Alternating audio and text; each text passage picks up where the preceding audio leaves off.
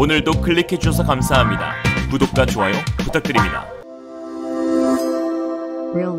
러시아가 우크라이나를 전면 침공한 24일 중국이 대만 방공 식별구역에 전투기를 들여보냄과 동시에 대만 침공 시 활용될 상륙 함정의 훈련 사진을 공개하는 등 대만을 향한 긴장이 고조되고 있습니다. 이에 해외 외신들은 우크라이나 다음 대만 차례가 될 것이라고 보도하면서 우려를 나타내고 있는 상태인데요. 러시아가 그랬듯 중국도 대만에 대한 영향력을 주장하며 무력 시위를 벌여왔고 미국이 앞으로도 군사 개입을 하지 않게 된다면 중국이 자신감을 얻어 대만 침공으로 이어질 수 있다는 분석입니다. 보리스 존슨 영국 총리는 19일 우크라이나가 위기에 처하면 그 충격은 전 세계로 퍼져나가 대만에서 메아리로 들리게 될 것이라고 강조하기도 했죠. 중공은 자주독립 노선을 표방한 차이잉원 대만 정부를 향해 평화를 원한다면 물러서라고 압박하고 있으며 차이잉원은 반대로 국력과 방위력을 높여야만이 평화를 얻을 수 있다고 맞서고 있습니다. 중국 공산당은 1949년부터 자치권을 행사해온 대만을 중국 영토의 일부라고 주장하고 있습니다. 시진핑은 연일 회의나 기념식의 연설에서 대만을 중국 본토와 통일하겠다고 맹세했으며 이를 위해 무력 사용을 배제하지 않겠다고 여러 차례 발언했습니다. 이런 상황 가운데 대만 상공과 해협에 중국 군대가 집결해 충격을 주고 있는데요.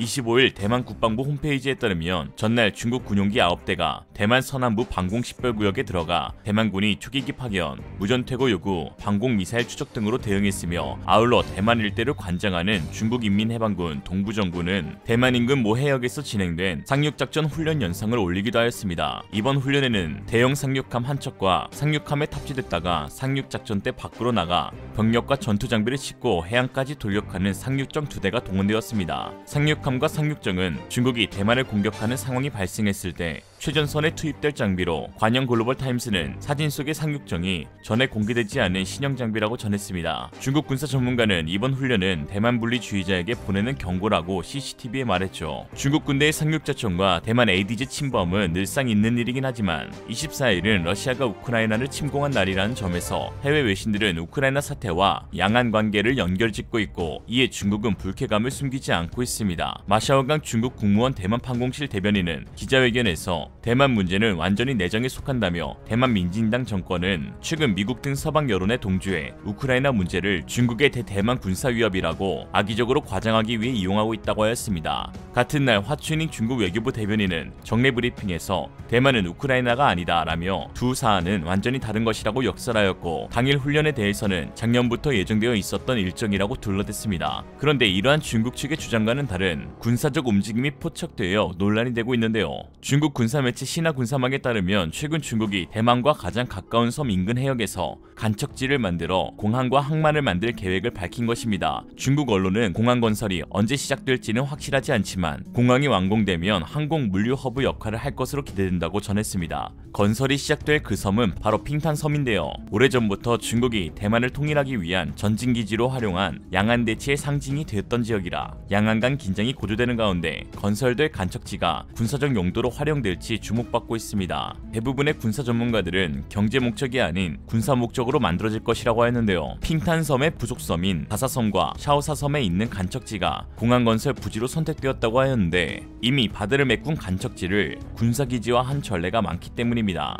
아시아 해양 투명성 이니셔티브의 보고서에 따르면 중국이 2020년 내내 남중국해에서 군사기지를 계속 건설한 것으로 드러났습니다. AMTI는 중국이 스프레틀리 제도와 파라셀 제도 내 약 29헥타르의 새 간척지에 군사기지를 건설했다고 밝혔죠. 또한 최근 중국 보고서를 통해서 중국의 이러한 노골적인 계획이 탄로나기도 하였는데요. 중화인민공화국 외교부가 직속으로 관리하는 전문 연구기관 TIIS 중국국제문제연구소는 최근 발표한 양안관계의 군중기 발전 및 대만 문제의 해결 전망에서 푸젠섬 핑탄섬 인근 해협에 간척지를 만들되 다만 상호 교류 협력의 효율을 증대하기 위해 대만과의 거리는 해상법에 저촉되지 않는 선에서 최대한 가까운 100km 이내로 만들어야 할 것이다 라고 하였습니다. 항공이나 항만을 이용해서 물류 허브로 만든다는 간척지를 굳이 왜 대만과의 거리를 100km로 설정했는지 이해가 되지 않는 부분입니다. 마치 미사일이나 포탄의 사거리 안에 두려는 것처럼 보이는 것이 상식적이겠죠. 100km 이내가 필수라는 건 많은 것을 내포하고 있는 것 같습니다. 있습니다. 이런 상황 가운데 최근 중국의 시커먼 속셈이 드러나게 되었습니다. 작년 10월 중국 국영방산 기업인 중국항천과기집단공사와 러시아 방산기업 모토빌리카가 155mm 장거리 유도탄 개발에 기술협력 업무 협약을 발표한 것인데요. 중국항천과기집단공사는 중국 우주 개발의 핵심이 되는 기업으로 우주선과 우주 발사체를 만들기도 하지만 미사일과 자주포의 포탄을 개발하고 있기도 합니다. 또한 러시아의 모토빌리카는 러시아의 무스타-S 자주포 및 다양한 견인포의 포드를 생산하는 기업으로 유명하죠. 그 후 몇 개월 뒤 캐나다 카나디펜스 리브 보고서에 따르면 중국이 155mm 자주포 탄약인 WS-35 유도탄을 발표하면서 공격 사거리 100km를 달성했다고 하였습니다.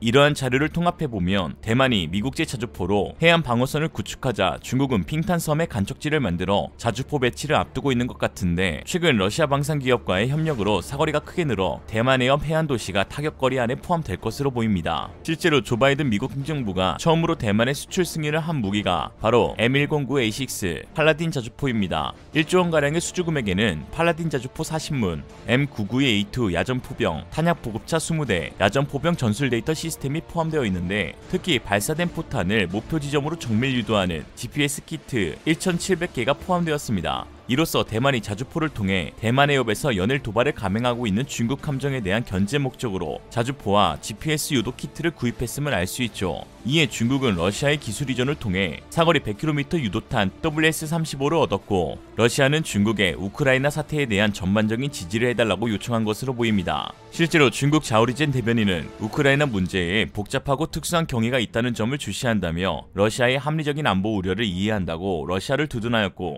오히려 미국을 비판하였습니다. 국영 언론 매체 황구시보는 일련의 전쟁과 군사 개입을 했던 미국이 우크라이나 문제에 대해 다른 국가를 비난할 자격이 없다며 날을 세웠고, 취영 화동사범대 러시아 연구센터 연구원은 인터뷰에서 미국은 중국이 주장해온 주권과 영토 보전 존중 원칙을 이용해 중러 간 갈등을 조장하고 중국을 난처하게 하려 한다고 주장하였습니다. 이 같은 중국의 태도에 서방의 시선이 고을 리 없습니다. 현재 우크라이나 내에 있는 중국인들에게 특명이 떨어졌는데 절대 오성 홍기 등 자신이 중국인이라는 사실을 알릴 수 있는 물건을 소지하지 말라고 전달이 내려왔습니다. 중국인을 러시아인으로 취급해 폭행당할 수 있다는 것이죠. 벤 윌러스 영국 국방부 장관은 한 언론과 인터뷰에서 시진핑 중국 국가주석이 푸틴 러시아 대통령에게 영향력을 미칠 수 있는 유일한 인물인데도 별다른 역할을 하지 않는다고 비판하였으며, 호주의 더튼 국방부 장관은 시진핑이 수수방관하는 것을 세계는 똑똑히 지켜봐야 하는데 중국과 러시아는 사악한 동맹관계에 있다고 비난하였습니다. 한편 이처럼 러시아와 중국이 긴밀한 외교, 군사 협력을 맺어가면서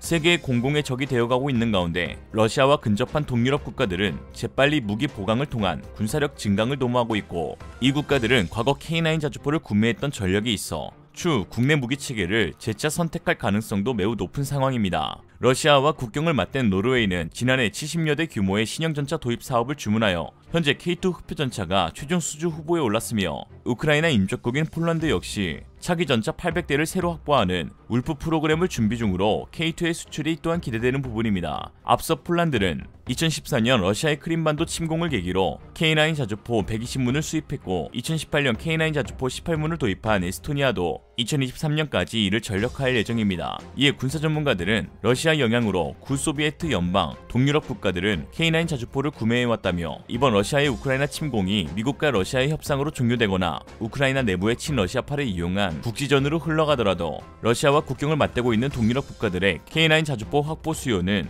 더 커질 수 있을 것이라고 분석했습니다. K9 자주포는 성능과 실전 배치 경험이 조화된 대표적인 방어무기 체계입니다. 대러시아 전쟁 억지력 확보를 위한 최고의 무기로 평가받고 있죠. K9이 판매된 국가들의 위치를 보면 잘 알 수 있는데요. 폴란드는 러시아와 사실상 인접국이나 다름없는데 사이에 벨라루스가 있지만, 이번 우크라이나 침공에서 보듯 벨라루스는 러시아군이 언제든 드나들 수 있는 러시아의 앞마당이나 다름없습니다. 또 다른 K9 수입국 핀란드는 말할 것도 없이 북유럽에서 러시아와 가장 길게 국경을 맞댄 나라이며, 또 다른 쪽 국경은 우크라이나와 맞대고 있습니다. 러시아의 전쟁 욕구가 사그라들지 않는다면 핀란드 역시 위험해질 수 있는 것이죠. 러시아는 최근 핀란드와 스웨덴에 나토 가입 시도를 멈추지 않으면 우크라이나처럼 될 수 있다고 경고하였습니다. 아니 사실 핀란드나 스웨덴은 구수련이 아닌데 이처럼 억지를 부리는 거 보면 푸틴도 마탱이가 간 것 같아요. 노르웨이도 K9 자주포와 K10 탄약 공급차를 세트로 사갔는데요. 노르웨이 역시 러시아와 북해 인근에서 국경을 맞대고 있으며 천연 자원을 놓고 분쟁을 벌이며 갈등을 빚은 것도 수차례입니다. 발트 3국 중 가장 북부에 위치해 러시아와 붙어있는 에스토니아도 K9의 고객입니다. 나토 가입국으로 러시아 견제의 천병격인데 2018년에 K9을 사갔습니다. 유럽에 깔려있는 K9 포문이 어느 쪽으로 향하고 있는지 짐작이 가능한 부분이죠. 미국 제7기갑사단 출신 군사 전문가 앨런 샤인왈드는 러시아 인접국에 수출된 K9 썬더의 수량만 300문이 훌쩍 넘기에 러시아가 다른 인접국들과 전면전까지 벌이지 못하는 억제 역할을 하고 있다고 하였습니다. 이처럼 어쩌면 K9이 러시아가 벌이고 있는 전쟁을 더 크게 확산시키지 못하게 하는 유일한 카드가 될 수 있겠네요. 목숨을 내걸고 자국을 수호하려는 우크라이나 시민들을 보면 마음이 참 아픕니다. 일각에서는 시진핑과 푸틴이 나댈수록 K방산이 잘 팔린다는 의견도 있는데요. 그런 의미에서 오늘의 한주평, 푸틴 스파시바, 시진핑도 스파시바. 둘 다 18? 어휴 씨발. 이상으로 리얼리즘이었습니다. 여러분의 생각은 어떠신가요? 현명하고 지혜로운 여러분의 의견을 지금 댓글에 남겨주세요. 감사합니다.